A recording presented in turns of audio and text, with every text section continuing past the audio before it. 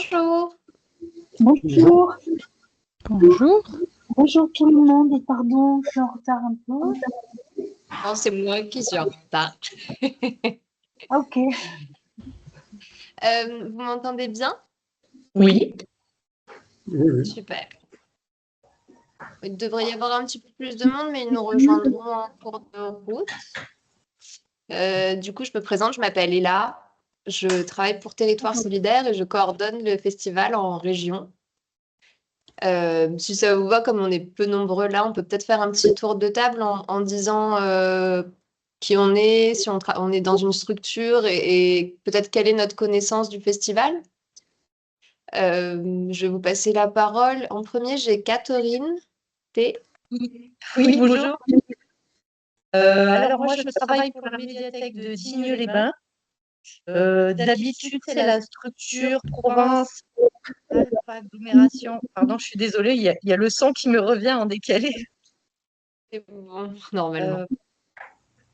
Donc, normalement, c'est la structure Provence Alpes Agglomération qui travaille avec vous. Mais là, le PAT a été dissous. Donc, on reprend en direct ce festival alimentaire. Je suis désolée, Ok. c'est horrible. Ensuite, j'ai Lisa.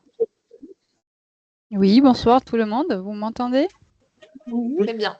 Bon, moi je viens de l'Agricampus à Gap dans les Hautes-Alpes et à partir de l'année prochaine, on m'a nommé responsable de la coopération internationale. Et puisque j'ai entendu que le festival, ça peut être un bon tremplin vers quelque chose, vers l'étranger, je me suis dit, je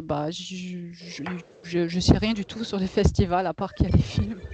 Et du coup, je me suis dit, je m'inscris à cette petite visio pour avoir un peu les informations.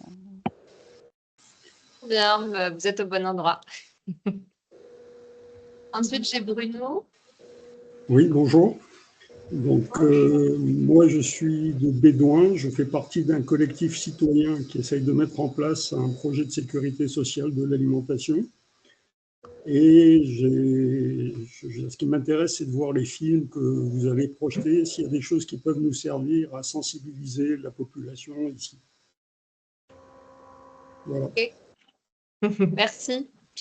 J'ai Elvire ensuite.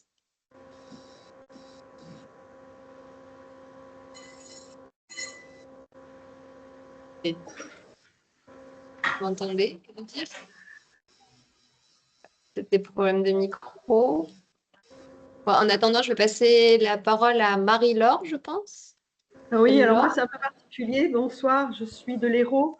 Je n'ai pas pu assister à la première visio qu'il y a eu la semaine dernière, il y a 15 jours. Donc, Amandine m'a proposé de rejoindre celle-ci. Je suis du CCF des Terres Solidaires. Alors après, je connais, on pratique déjà depuis longtemps sur notre équipe de notre secteur le festival alimentaire. Voilà, mais je viens juste pour rajouter des petits points sur lesquels peut-être je ne suis pas encore tout à fait informée. Merci. Problème, on accepte les voisins de Bretagne. Ensuite, j'ai Rosemont. Oui, bonjour. Moi, je viens ce soir. Moi, je suis de Nîmes, du CCFD Terre Solidaire du Gard.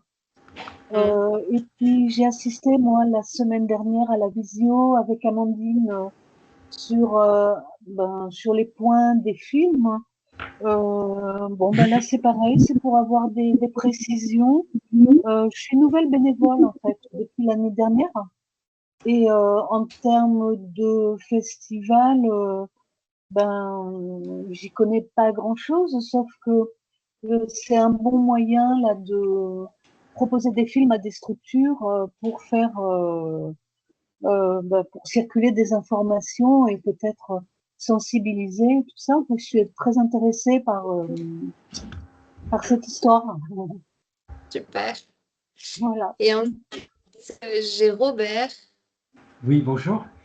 Moi, Bonjour. je suis bénévole dans une AMAP et on voudrait faire une projection de film et avec un débat après. On est très sensible aux questions de la qualité des aliments, bien sûr, à la question des semences. Donc, on travaille avec un producteur bio.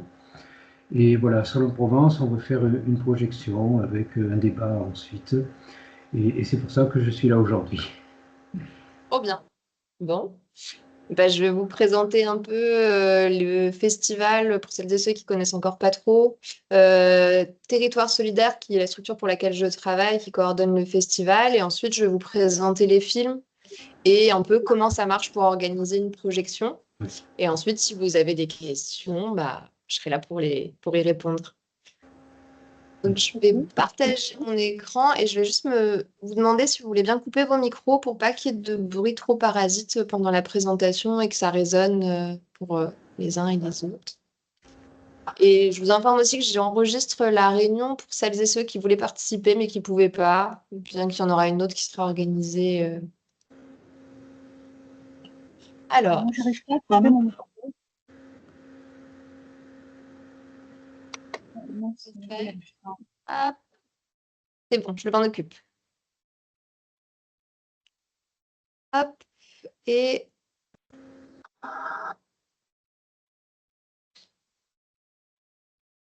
ah oui, pardon, Elvire. Est-ce que votre micro fonctionne ou pas? Oui, ça va, bonjour. Je sais pas si Désolée, vous je suis m'aviez pas vu. revenue vers vous. D'accord, pas de souci. C'est juste voilà, pour rencontrer, vous voir un petit peu, puisqu'on est en contact mail.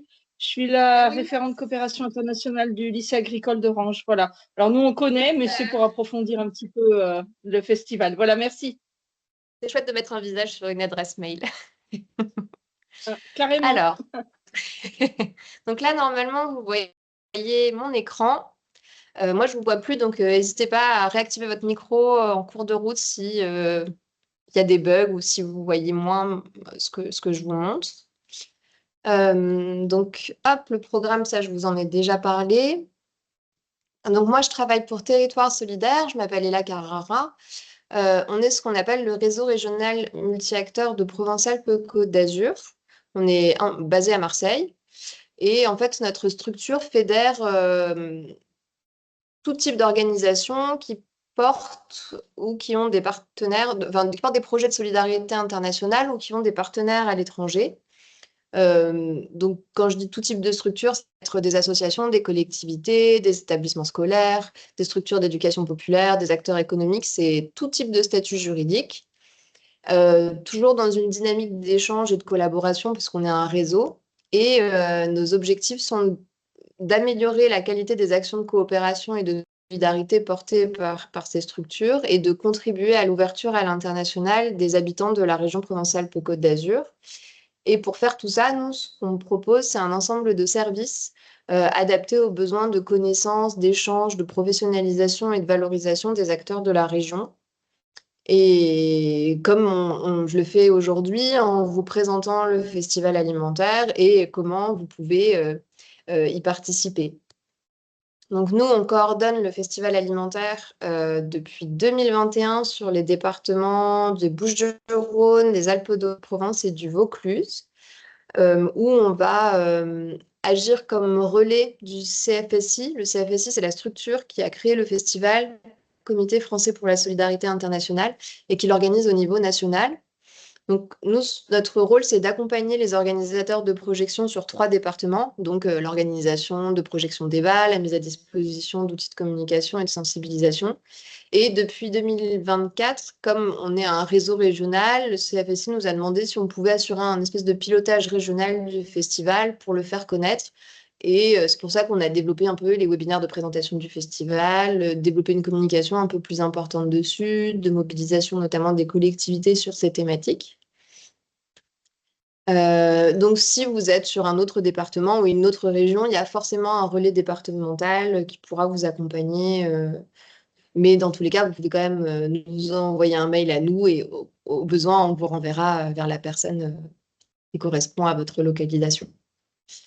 Donc, le festival alimentaire, c'est un festival international organisé chaque année du 15 octobre au 30 novembre.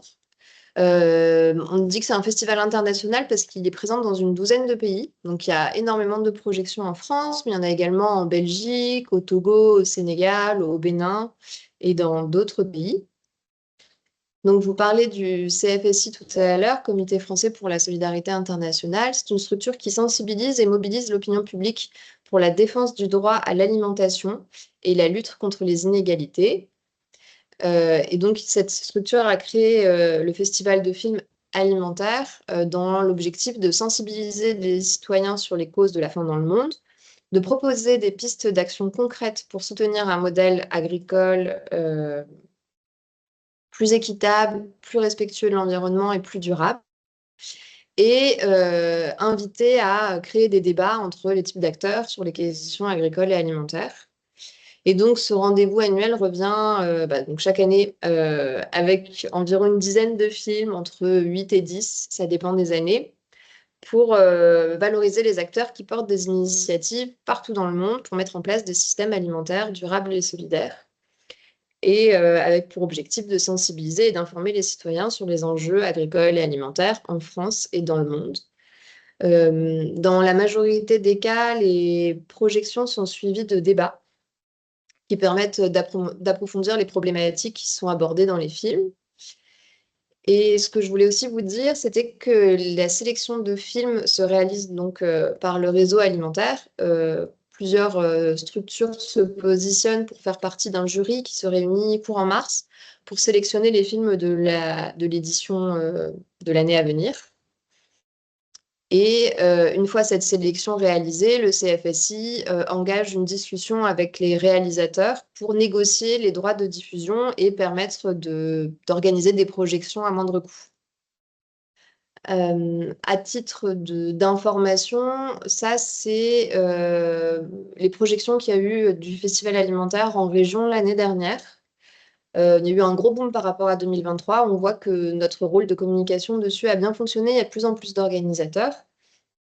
On a eu 55 projections débat auprès d'un public scolaire et 80 projections débat auprès d'un public grand public, ce qu'on peut appeler le grand public. Et au niveau de la répartition géographique des projections, vous pouvez voir un peu ce que ça donne sur le schéma, avec quand même pour objectif que ça continue d'évoluer et qu'il y ait de plus en plus de projections, parce que vous allez voir, les sélections de cette année est vraiment chouette. Donc, je vais vous présenter les films. Je ne vais pas vous lire les résumés qui sont à l'écran et que vous pouvez retrouver. Ensuite, je vous enverrai le PowerPoint. J'ai mis sur la slide le coût de la projection, qui, je pense, vous intéresse. On reviendra dessus ensuite. Je vais vous lire l'avis du comité de sélection, donc ceux qui ont sélectionné les films. J'ai pas vu tous les films, donc si vous avez des questions dessus, je serai pas apte à tout répondre pour l'instant. Je les regarderai d'ici le lancement du festival, mais là, j'ai pas eu le temps de tout regarder. Donc, ce documentaire produit au Liban nous permet de nous décentrer en abordant une région jusqu'ici peu traitée dans le cadre du festival. C'est un véritable hommage à la paysannerie. Seeds of Dignity porte un message très positif et montre qu'il est possible d'envisager une meilleure souveraineté alimentaire dans la région du Levant grâce aux semences paysannes. Il permet d'ouvrir le débat sur d'autres territoires. La question de la dépendance, notamment en cas de conflit, lorsque la nourriture est utilisée comme une arme pour asservir une dominance sur la population, est habilement traitée, tout comme les conséquences néfastes de la Révolution verte. Le format court du documentaire ainsi que ces très belles images rendent très agréable le visionnage. C'est un film qui est adapté à un public scolaire dès le lycée et au grand public. C'est un court-métrage, il dure une demi-heure, donc c'est facile derrière pour organiser un débat. Et la langue utilisée dans le film est en arabe et anglais, sous-titré français. Le film suivant est donc un film qui peut être vu à la fois en court et en long métrage. Il y a deux formats, un format 80 minutes et un format 30 minutes, qui a été coupé du coup par le jury pour permettre de ne voir qu'une partie et de le traiter de manière différente. La version courte ne traite que de la condition des migrants récoltant les oranges en Italie.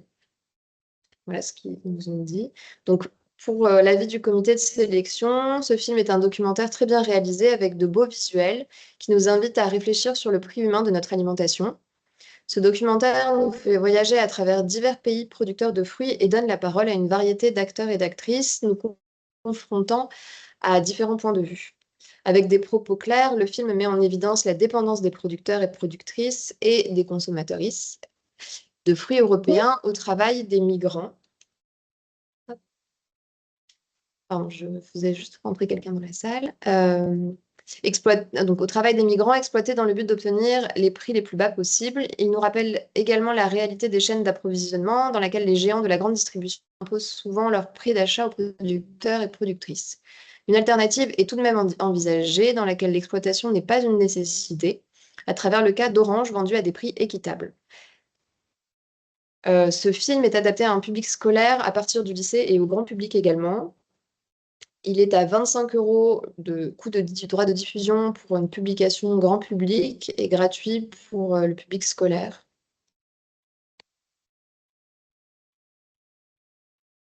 Un troisième film, donc c'est un moyen métrage, on passe sur une durée un peu plus longue de 52 minutes. Le film est en français.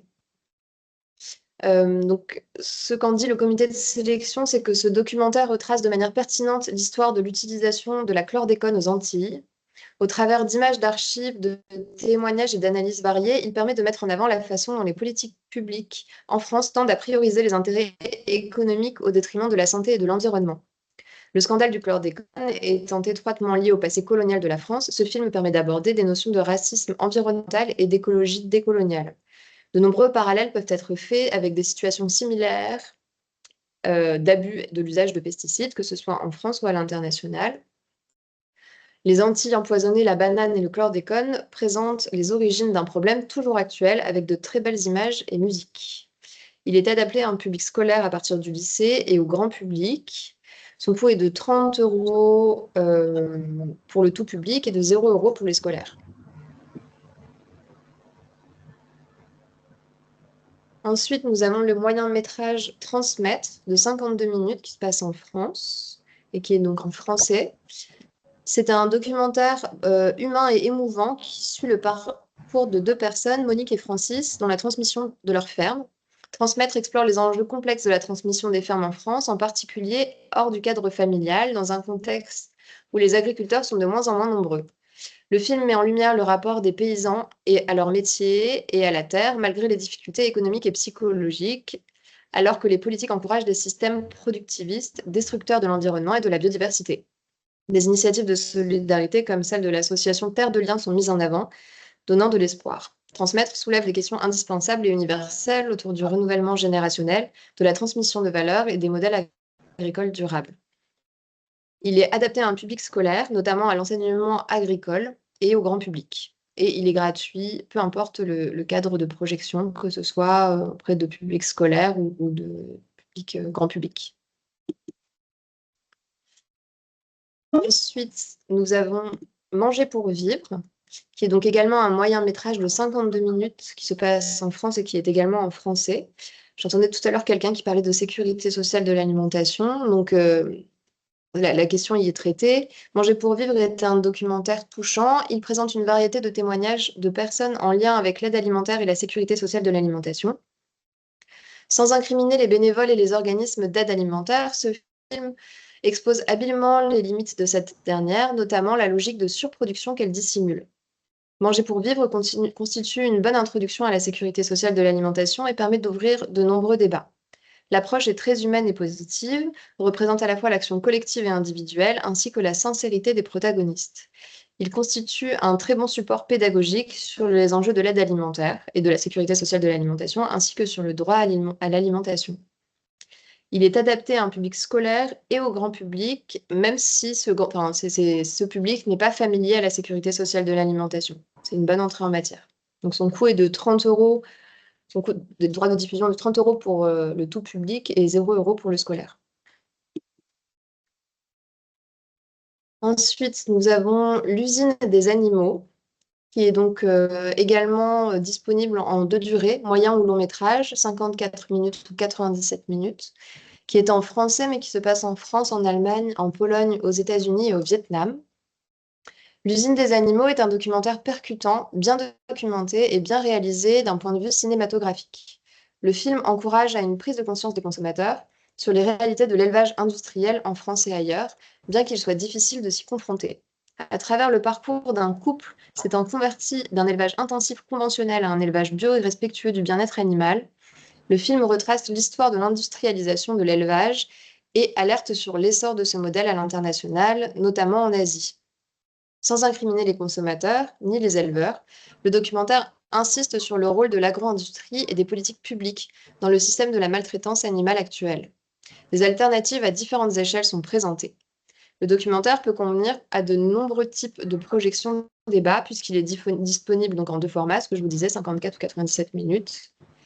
Il est adapté à un public averti et il faut faire attention parce qu'il contient des images violentes avant le générique de fin. Donc, il est possible de stopper la projection du film en le regardant en amont et en voyant à quel endroit les images peuvent être choquantes pour ne pas les diffuser. 25 € tout public, 0 € scolaire. Ensuite, nous avons On mange quoi? Des idées pour mieux se nourrir demain. Un film de 90 minutes en français qui se passe en France. On mange quoi est un documentaire particulièrement accessible et pédagogique. Il permet d'aborder une variété de sujets et d'initiatives, de la restauration collective à la distribution, en passant par la pêche et l'agriculture biologique. Des témoignages d'acteurs variés sont donnés, notamment de porteurs d'initiatives innovantes et experts comme Jean-Marc Jancovici et Sarah Martin, qui travaille à l'ADEME. Très facilement diffusable par extrait, le documentaire soulève les problématiques variées de nos systèmes agricoles et alimentaires, tout en restant très optimiste sur les perspectives de l'avenir de notre alimentation. Très complet, ce film garantit de lancer de nombreux débats sur les façons de repenser nos habitudes alimentaires. Il est adapté au public scolaire comme au grand public.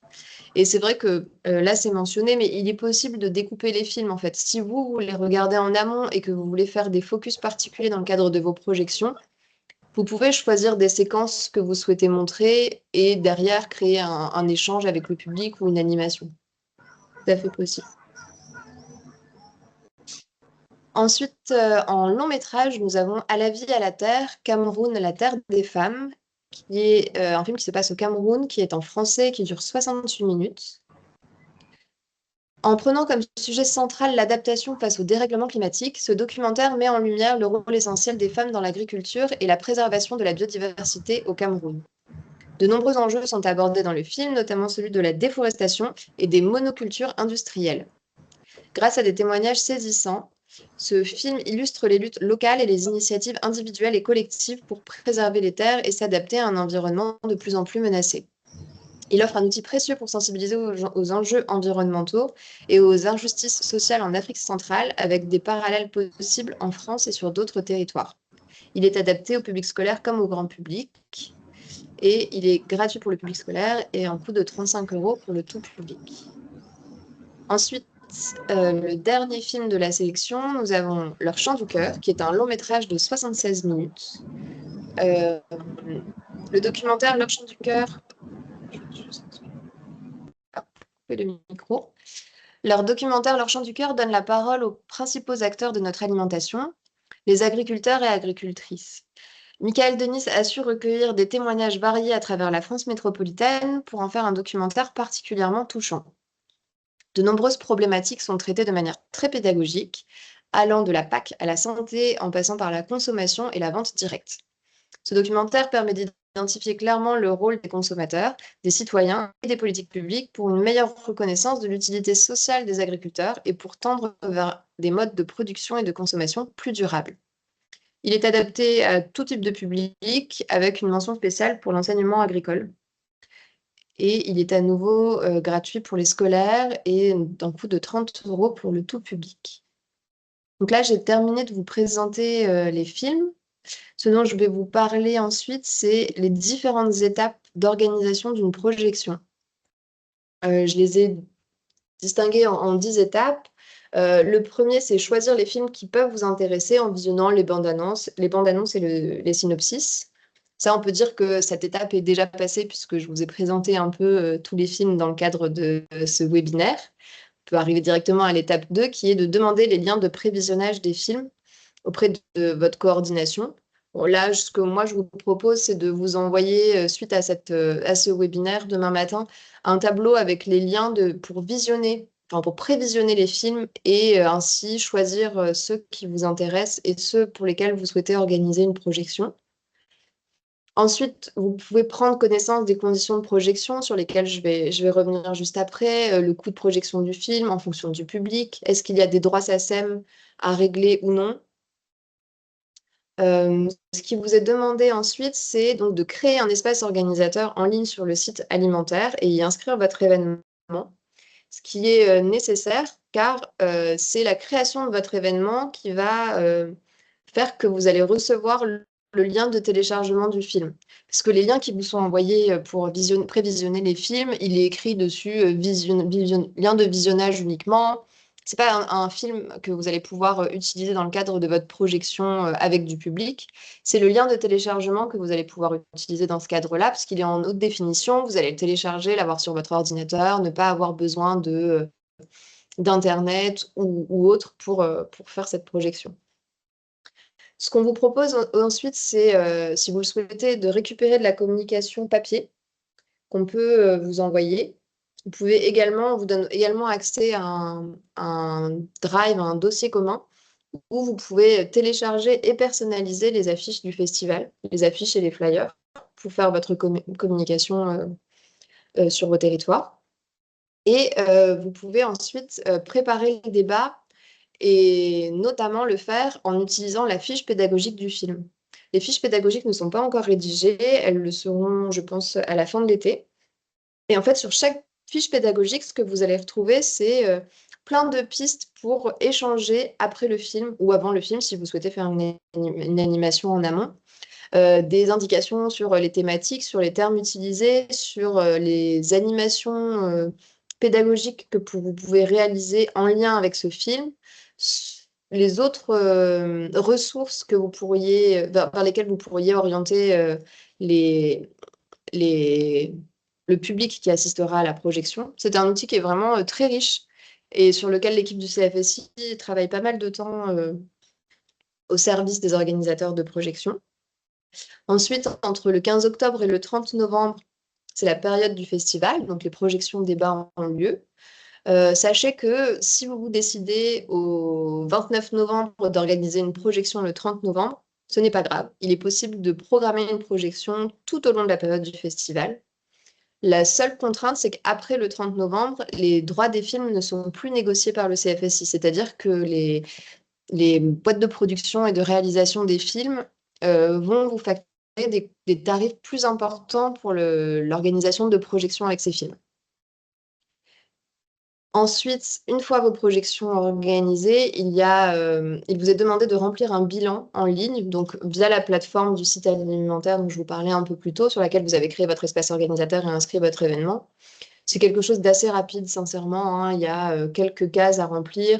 On vous demande si ça s'est bien passé, le nombre de participants, une fourchette, qui ont été présents, s'il y avait un intervenant ou non dans le cadre de votre projection. Est-ce que vous pouvez faire intervenir des gens en amont ou en aval de la projection pour contribuer à l'animation du débat? Et enfin, la dernière étape est de régler les droits de projection. Donc ça, c'est plutôt en décembre ou en début de l'année prochaine, en 2026 du coup, dans les cas où ça s'applique. Donc je vais vous en parler peut-être juste après. Hop. Donc combien ça coûte d'organiser une projection? La bonne nouvelle de cette année, c'est que c'est gratuit pour les séances scolaires. Et ça, c'est vraiment chouette, je trouve, de ne pas avoir à payer de frais dans le cadre des séances scolaires, peu importe le type d'établissement. Et contrairement aux années précédentes, il y a quand même de nombreux films qui sont gratuits aussi pour des projections dans un cadre tout public. Et le coût des films reste quand même raisonnable, entre 25 et 30 euros, et 35 euros. Sachant que l'année précédente, on avait des films qui étaient quand même à 60 euros. Donc là, c'est assez intéressant. Donc, comme je vous disais, les droits de diffusion sont négociés par le CFSI, ce qui explique qu'il y ait différents tarifs en fonction du cadre dans lequel il est diffusé. Ces projections doivent être organisées. On parle de séances. Pardon, je suis désolée, je fatigue un petit peu avec cette chaleur. On parle de coûts pour des séances en cadre non commercial, c'est-à-dire que les projections qui sont organisées doivent être organisées sans but lucratif, c'est-à-dire sans générer de bénéfices. Il est OK pour une structure ou une association ou autre de demander une contribution aux participants à la projection pour combler les frais qui ont pu être occasionnés par la projection. Mais l'idée n'est pas de créer des bénéfices supplémentaires dans le cadre de ces projections. Il est également aussi possible d'organiser des projections dans le cadre de cinéma. Donc là, c'est à vous de faire appel à un cinéma qui pourrait être intéressé par l'organisation d'une projection dans ce cadre-là. Les cinémas utilisant des supports qui sont spécifiques, ce qu'on appelle les supports DCP. Ces derniers sont disponibles uniquement sur certains films. Il n'y en a pas sur 2 d'entre eux. L'usine des animaux et Seeds of Dignity. Il est également nécessaire, dans le cadre d'une projection dans un cinéma, de disposer d'un visa. Donc, les visas CNC, c'est une règle. Et ensuite, les bénéfices, donc dans le cadre de cinéma, il y a des frais qui sont, des bénéfices qui sont réalisés dans le cadre de l'organisation des séances. Et donc là, le coût de la projection va être différent. Ça va être la répartition des bénéfices 50-50 entre le cinéma et le réalisateur. Si vous avez des questions sur l'organisation de projection dans le cadre de cinéma, on pourra en parler plus tard. Je voulais vous parler également des droits SACEM. Donc les droits SACEM, c'est les droits qui sont liés à la musique qui est présente dans les films. Et donc, comme vous pouvez le voir, la diffusion de certains films implique des droits d'auteur sur les musiques. Donc, c'est le cas de la majorité des films de cette année, à l'exception de À la vie, à la terre, Cameroun, la terre des femmes, où en fait, l'organisateur de la projection se doit de déclarer la projection du film et de payer les droits auprès de la SACEM. À titre indicatif, l'année dernière, le coût des droits SACEM était de 33 € par film. Mais c'est des droits qui sont négociables. Des réductions peuvent s'appliquer si l'événement est organisé par une association, si la projection est déclarée à l'avance à la SACEM et non pas après l'organisation de la projection, ou si la projection a lieu dans un établissement qui accueille du public tout au long de l'année. En fait, il est assez fréquent que ces établissements disposent d'un forfait annuel auprès de la SACEM, ce qui est le cas donc, des cinémas, des médiathèques, de certaines écoles, de centres culturels, d'établissements qui reçoivent du public. Donc, si c'est votre cas et que vous organisez une projection dans ce type de lieu, je vous invite à questionner le lieu et leur demander s'ils disposent d'un forfait auprès de la SACEM avant de payer directement auprès de la SACEM doublement les frais. Et je voulais vous parler du prix alimentaire qui s'adresse peut-être un peu plus aux organisateurs de projection de public scolaire, dans le cadre de public scolaire. Le prix alimentaire, c'est un concours d'initiative porté par des jeunes entre 14 et 25 ans. L'objectif est de mettre en avant et de valoriser les initiatives de jeunes en faveur du développement de modèles agricoles et alimentaires vertueux, plus durables et plus solidaires. Et ce qui va être récompensé, c'est des initiatives ou mobilisatrices mises en œuvre par les jeunes dans le cadre de leur parcours scolaire ou non. Donc, ce n'est pas forcément des jeunes qui sont en classe, des groupes scolaires, ça peut aussi être des groupes de jeunes en dehors de l'école. Et à titre d'exemple, il y a eu la réalisation de vidéos, l'organisation de conférences, l'accueil ou la réalisation d'une exposition, des animations, des ateliers, des échanges avec des acteurs internationaux. Il y a différents types de projets. En allant sur le site alimentaire.org, vous pourrez trouver des exemples de projets du prix alimentaire qui ont été lauréats. Mais ça, vous avez encore un peu de temps parce que pour la prochaine édition, il y aura généralement, c'est mi-mai 2026 pour déposer des projets dans le cadre du prix alimentaire. Voilà, je vais boire un peu d'eau et je vais vous laisser la parole. si vous avez des questions. Et je vais réapparaître. Alors, je vois qu'il y a une question dans le chat qui dit que si on est une bibliothèque et qu'on paye déjà un forfait SACEM à l'année, il n'y a pas d'autres frais à payer. Tout à fait pour les droits SACEM. Après, ça dépend des films que vous souhaitez projeter. Si, par exemple, il s'agit de films qui ne sont pas gratuits dans le cadre de séances tout public, il faudra quand même payer les frais des droits de projection.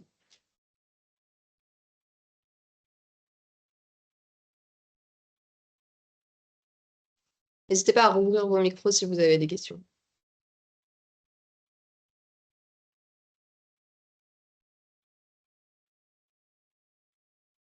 C'est vrai qu'à la SACEM, pour les joindre, c'est très, très compliqué. Donc, l'année passée, on avait fait nos projections, mais on nous avait dit que c'était bon, vu qu'on payait un forfait à l'année, ça rentrait dans ce forfait, quoi. Oui, tout à fait. Enfin, s'il y a le forfait annuel qui est payé, il n'y a pas du tout de contre-indication. Ouais. Elvire, existe-t-il des contrôles SACEM rétroactifs? J'en ai aucune idée, je ne sais pas du tout. J'ai jamais été confrontée. Désolée. D'accord. D'accord, merci.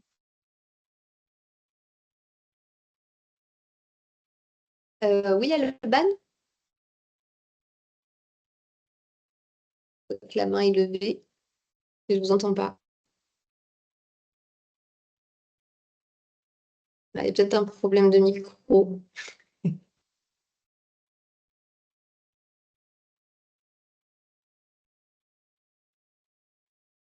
pouvez peut-être essayer d'écrire dans le chat si vous avez une question.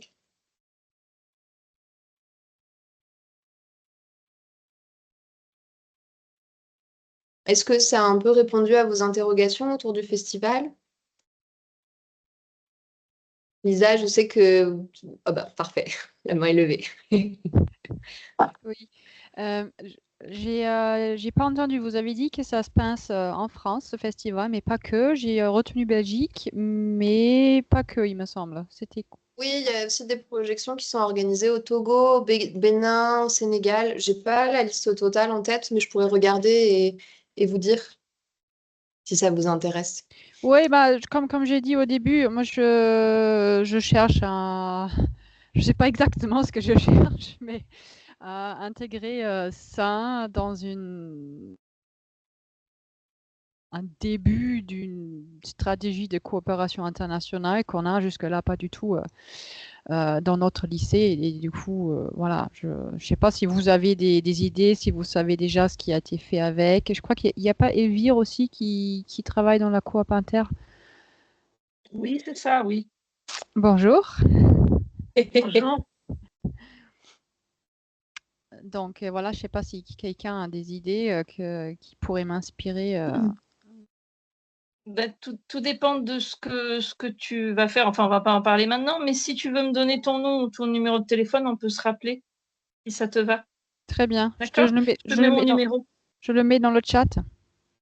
Ouais, ok, Et ça marche. Ah bah super. J'avais une dernière question. Les intervenants, il y a des intervenants qui peuvent intervenir pour contribuer à l'animation du débat. Ce serait qui? C'est payant? Ça marche comment?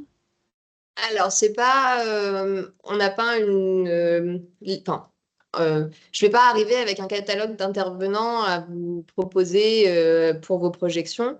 Par contre, le CFSI nous transmet une liste de personnalités qui acceptent d'intervenir dans le cadre de projections. C'est à vous de les contacter et de voir si ça enfin, s'ils sont disponibles pour venir dans le cadre de votre projection, s'il y a un coût à régler ou non. Généralement, enfin, c'est des interventions qui sont faites bénévolement. Ce qu'il peut y avoir à régler, ça va être l'accueil de la personne, s'il y a du transport qui y est lié, etc.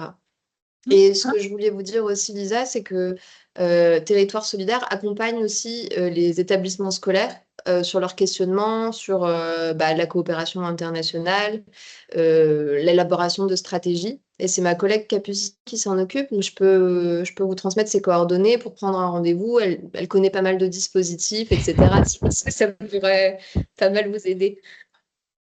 Oui. Super. Ok, ça peut m'intéresser éventuellement aussi. Pardon. Ah, bah parfait. Elle pourra peut-être faire une présentation de groupe. Je vous entends plus, Lisa, le micro est coupé. Ouais, je voulais juste ajouter, pour moi, c'est pour la rentrée, hein, évidemment, parce Oui. que là, c'est la fin. Mais du coup, je me Oui. fais déjà, avec la nouvelle fiche de poste que j'ai, je fais déjà voilà, je réfléchis un peu et ça m'intéressait beaucoup pour la rentrée, effectivement. Bah, Alimentaire est vraiment un bon outil, en tout cas, pour un peu informer sur ce qui se passe ailleurs dans le monde et créer des échanges à ce sujet. Ça peut être vraiment un premier pied en tout cas pour les jeunes, dans la coopération internationale, pour derrière mener à des projets éventuellement de mobilité ou de plein de choses qui peuvent s'imaginer. Bah, surtout pour nous, le lycée agricole, ça colle très très bien. Ouais, tout à fait. Ok. Du coup, Alban a écrit sa question dans le chat. Concernant les projections en milieu scolaire, faut-il également régler les droits SACEM? Ça dépend un peu de la SACEM. En fait, la SACEM a des règles territoriales. Ils ont un découpage qui est différent du découpage des régions que nous connaissons traditionnellement. Et les règles diffèrent en fonction des de là où vous êtes situé. Donc, vraiment, pour moi, la meilleure des solutions, c'est de contacter la SACEM, bien qu'apparemment ce soit très difficile de les avoir. Je pourrais peut-être vous envoyer, j'avais trouvé une page sur laquelle il y avait des contacts par découpage. À me noter. Et